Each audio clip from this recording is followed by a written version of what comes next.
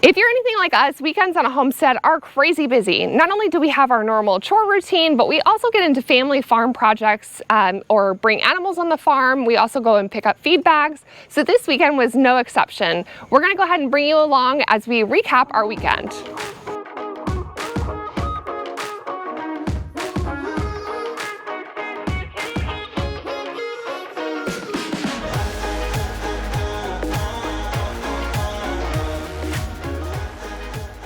Hey guys, welcome back to our channel, The Purpose Driven Homestead. We are so excited to have you on this journey with us today, and we decided to do something different. I don't know how long we'll be able to keep this up, but our goal is we want to do a weekly recap of how the weekend went, show you some of the things that we did, maybe share a little bit with you verbally. We've got so much going on in our little space, and I won't say that we're building it from the ground up, but in a lot of ways it is starting from nearly zero to create a homestead in a space that one didn't exist before. That means infrastructure for animals. That means animals themselves. So we've got so many things that we have to try to cram in. I still have a day job. My wife homeschools during the week, which probably is a bigger job than I have, but I've got a town job, and between the two of us, we really only have a few nights during the week and then weekends to try to get as much work as we can done. We have church on Sunday, so that leaves just a small window on Sunday and then all day Saturday. So we try to cram as much as we can in those hours. And this weekend was no exception. So what did we get into this weekend? This weekend, we went to Tennessee to go get rabbits. Welcome to Tennessee. Patron state of shooting stuff. Now you would probably Which is a really long trip, by the way. Yes, so we were on the road quite a bit. You would probably ask, why in the world did you go to Tennessee since you live in North Carolina for rabbits? And the reason is because we raise silver fox rabbits, and we are trying to bring another breeding stock onto our farm so that we can breed more rabbits here. And silver fox rabbits we have found to be a little bit more rare. We actually contacted, I think, like 14 or 15 different breeders and no callback. So we met a lovely couple in Tennessee, and it was wonderful to go on their farm, their little homestead. They have a backyard homestead, and it is wonderful and so inspiring to see other backyard homesteaders doing what they can with what they have. That's our motto, right? Our motto is do what you can with what you have, and it was so cool to see. I would say this couple is a little younger than us. I don't consider us old, by the way. Don't let the gray hair fool you. But they were a little younger than us, a little bit behind us in their journey. So they were doing so much, I thought, with just mainly their side yard and a little bit of their backyard. So they had almost no front yard. They lived in a subdivision, and I thought they were doing a fantastic job with what they had. They were. They had chickens, they had laying hen duck, and they obviously had rabbits. It was a little bit more than what they could do in this season of life, and that's why they were getting rid of the rabbits. So we were definitely happy to bring them onto our homestead and give them a wonderful home. And so yes, we went to Tennessee. That was a big trip. We had our 4 children in tow. So not only did we get rabbits from this couple, but we also got a rabbit hutch that has 3 different sections in there, and then we also got a rabbit tractor, which is wonderful because since we just moved on to our new homestead, it has been a lot to try and build all of the infrastructure for our animals. Right? Absolutely. Time is money for sure, and we're trying to build up our homestead as much as we can with what we have. And so it was wonderful to find housing for them directly, and we didn't have to build before we came. It would have been weekends probably. It really would have been spent several weekends. Again, we just said we only have the weekends to work on this stuff, so we've got to prioritize what we can do. And so it was nice because we could spend one day going and getting some infrastructure, maybe paying a little bit for it. But I think in some ways it helped them out, helped us out. But it saved us probably 3 or 4 weekends worth of work. Absolutely. And there's some repairs that we need to do on especially the hutch. So it's not perfect, but we'll definitely go ahead and get all of that fixed up. There's a couple other things that we need to work on with the rabbits. So we got a buck and a doe, and then we got a doe with a baby buck kit, and they had the mom and the kit in the same space, and so we needed to go ahead and separate that. The buck is getting mature enough to kind of long before we'd have babies if we didn't want to have babies. Right. So the first thing that we did when we brought them onto our homestead was separate them. So the buck is actually in the tractor right now, and then the mom is in her hutch. Another thing that we need to work on a little bit is socialization, because they weren't able to spend a whole lot of time with the rabbits.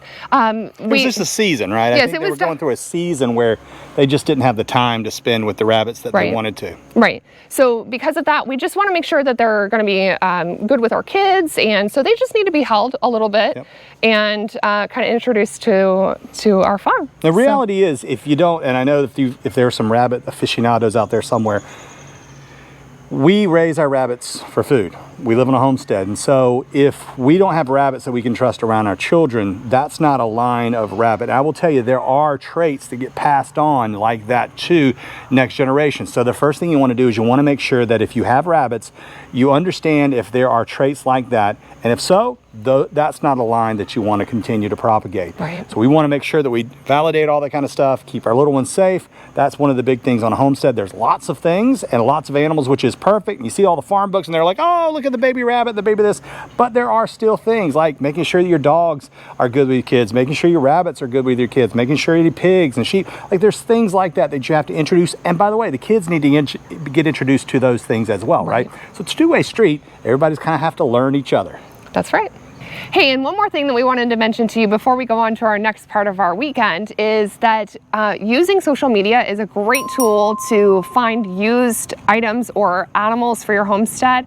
We found this couple on a Facebook group, and it was wonderful because they had it listed. I've never been really huge on technology or Facebook groups or anything like that, but you can even look at Craigslist or any other kind of social media sites. It doesn't have to be Facebook. Instagram, Telegram, whatever it is that you use. Everybody's different, obviously. So, but almost all of them have either a way to connect with groups or a way to get into a marketplace of sorts. So if you can find one of those that has a group, and make sure it's local, because that allows you to stay. And we're really big on trying our best to stay as local as we can. Sometimes, like we said, we went through 14 local people before we were able to find someone who would actually call us back, and we could work on these rabbits. So this time we had to go a little bit further. Yeah.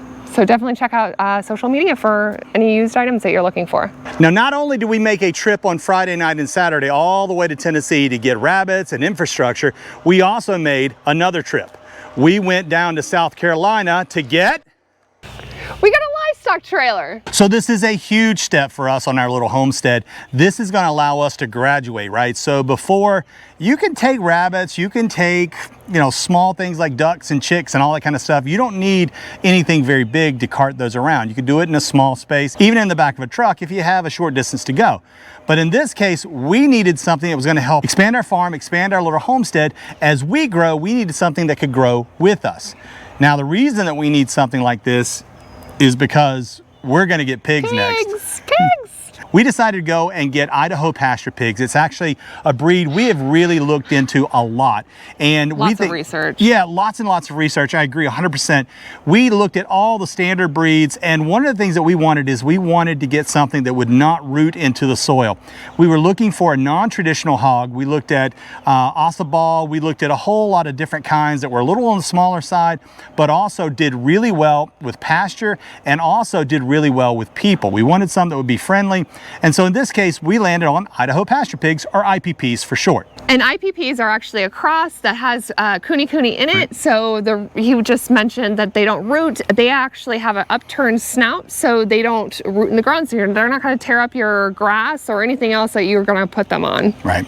And that's a big thing, right? So we have a small space. We don't have a big homestead. We have a small homestead. And we wanted something that's going to actually eat the pasture. Between kuni and Idaho pasture pigs, both of them, they have similar traits, right? Because the IPPs come from kunis. They'll eat about 40% of their daily intake in pasture. So that is a huge win. When you think about it, right, if you can cut 40% off the feed that you're feeding these animals by letting them graze on pasture, instead of rooting it up, they're going to eat it from the top, leave the roots intact. That will allow the grass to come back, and that's going to help your pasture, right? Because they're going to leave waste behind. We're going to then follow the pigs with chickens, and you never know, we might have some other things in store for you before too long as well. But the pigs are the first thing, and this will allow us to get anything. If we want to get giraffes, well, maybe not giraffes, but if we want to get anything bigger, this trailer is going to be the way that we do it. So we're really, really excited about what that's going to do for us and for our little homestead, because it opens all kinds of doors that we couldn't before. Now, the trailer needs a little work. there's some things that we need to get done. There's definitely some problems with the lights. We have at least one light. I know the ground is a problem. We were able to get that fixed for the trip down, but one of the brake lights is out. I don't know exactly what extent that's going to be. I don't know if I have to do some rewiring or if I just have to replace the light. I'll get into that. We also have a crank on the front. When I showed you some of the footage earlier, you could see along with the hog panels and the T-posts and all the things that we have inside here, and you can kind of see over my shoulder here, all those things are going to be needed for hogs, right? We're going to do the pigs on pasture, but first we're going to train them. They're going to need to be in an enclosure. And so when we do that, we're going to have to build that out with hog panels so that they have some physical structure to keep them in. And then we'll train them on a hot wire for electric fence.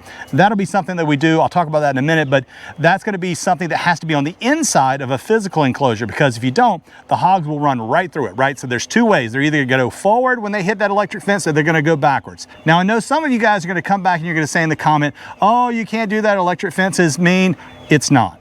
Compared to the alternative of one of those pigs getting out and getting eaten by a wolf, getting eaten by some bear, or even worse, getting into the road, this is by far a very humane approach. They learn very quickly what the electric fence is, and they respect it. Hogs are actually one of the smartest, if not the smartest animal on your homestead. So they know exactly what they can and can't do.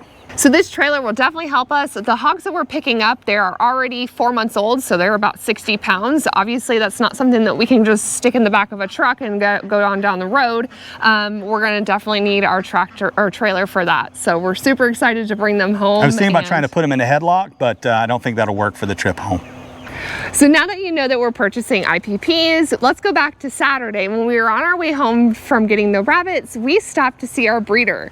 So we found a breeder online that was registered under the IPP registration, and we got to meet the pigs and see it in action. So that was a lot of fun, especially for the kids. They were able to get out of the car and kind of, we were able to meet the boar and the sows that, the babies were from. So yeah, it was a lot of fun. And being able to see the parents of your livestock is a really important thing, right? When you buy these things, it's important to see what are the traits of the parents so you can understand, how do you choose? Is this a good breed? Is it a not? But just knowing the breed's not good enough. Knowing the individual parents is probably a best practice. Now, not only did we get a chance to see the IPPs, but this couple was a really, really cool backyard homesteading couple as well. They have so many things. They have pigs, they have chickens, they have turkeys, they have rabbits. Quail. You name it. They're doing it all. And they've got the garden. They're doing it all. Really, really impressed by them. So big shout out.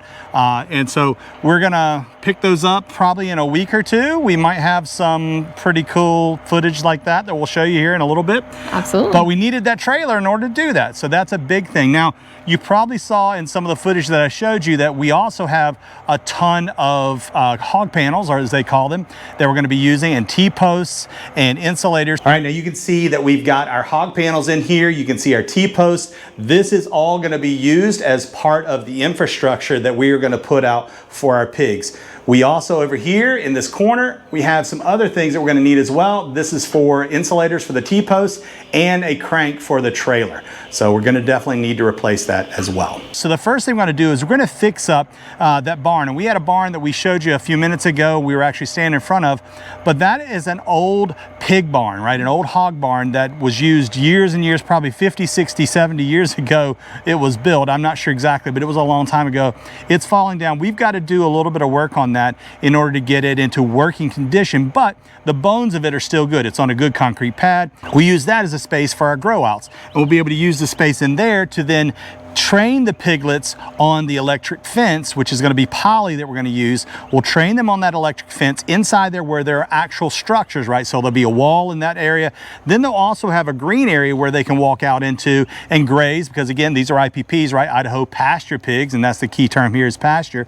And so they'll be able to do that without hopefully having to stay in the same place all the time. All right, guys, one of the other things that we're doing is we're trying to make sure that we introduce all of our animals to these guys. These are Turkish Boz Shepherds. Now that was Vesta. She's running off now to go be with her sister Luna, who is also a Turkish Boz Shepherd.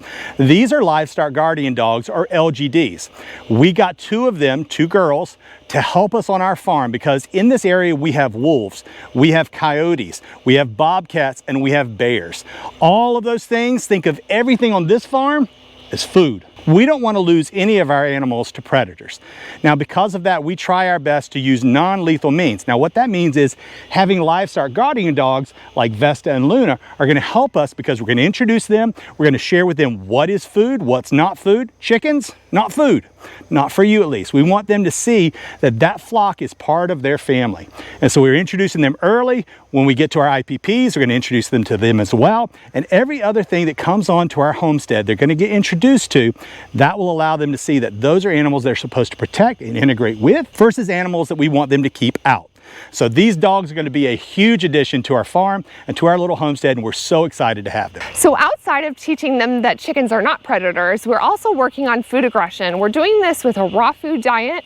We are giving them food in a bowl and putting our hands in the bowl with them, and also giving them like a chicken leg and holding it just to make sure that they know that this is our food and that we're giving it to you and we're sharing it.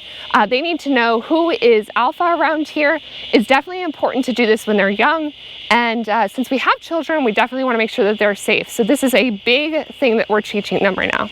So as you can see here, guys, the sun is setting here on our little video here for our weekend recap. This is episode 1, so definitely stay tuned for upcoming weekend recaps. We're super excited to share these with you. If you haven't already, subscribe to our channel and leave us a comment below as to whether you like this series and what you want to see. Like, what do you want to see in some of our future videos on the recap? We're always looking for ideas of what you guys want to know more about, because as you're trying to do your little backyard homestead, it doesn't matter if you have a backyard, a back porch, or a back 40. We want to know what we can do to help you learn how to do what you can with what you have. Absolutely. So with that, guys, I think we'll wrap up, and we'll see you next time on the Purpose-Driven Homestead. See you guys. Animals on our homestead with these guys. This is Vesta. She is one of our Livestock Guardian Dogs, and she is okay. Now, guys, stop for a second. Is that